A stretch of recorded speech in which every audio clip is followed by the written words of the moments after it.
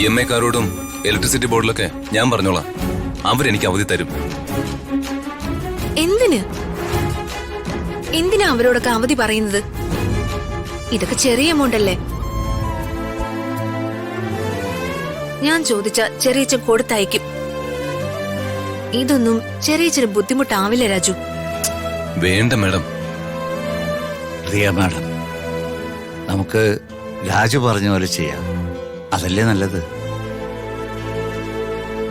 വേണമെങ്കിലും കൂടെ രാജുവിന്റെ സൈഡിൽ നിൽക്കല്ലേ പ്ലീസ്.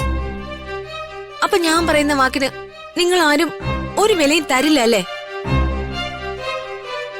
മോള് പറഞ്ഞ എന്ത് കാര്യമാണെങ്കിലും ഞങ്ങൾ കേൾക്കാതിരുന്നിട്ടുണ്ടോ? പക്ഷേ ഇതങ്ങനെയല്ല. നമുക്ക് രാജു പറയുന്ന കേൾക്കാം. ശേഖരൻ സാറിനെ ഒന്ന് വിളിച്ച് ബുദ്ധിമുട്ടിക്കണ്ട. അതെ, ഇവിടെ ആരും ഇല്ലേ? ആരാ? എന്താ രാവിലെ എല്ലാരും കൂടി?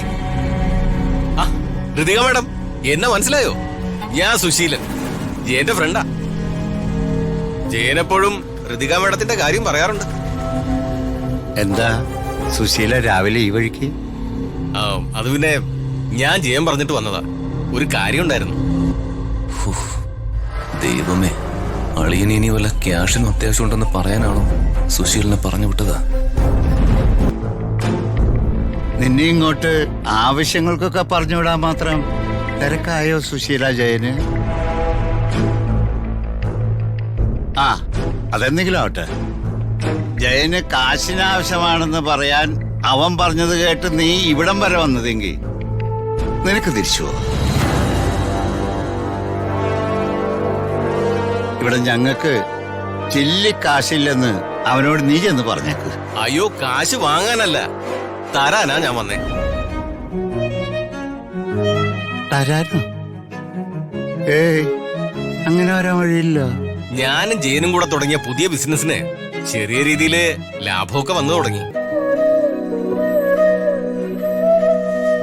അതിൽ നിന്ന് നീക്കിവെച്ച ചെറിയൊരു തുക, ആ തുക ഇവിടെ വീട്ടിൽ കൊണ്ടുവന്ന് അച്ഛന്റെ കൈ കൊടുക്കണമെന്ന് അവൻ പറഞ്ഞു. അച്ഛൻ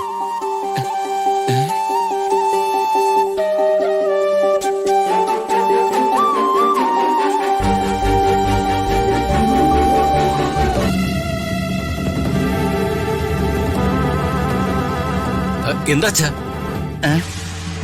കാക്ക വല്ലതും മലർന്നു പറക്കുന്നുണ്ടോ എന്ന് നോക്കുകയായിരുന്നു.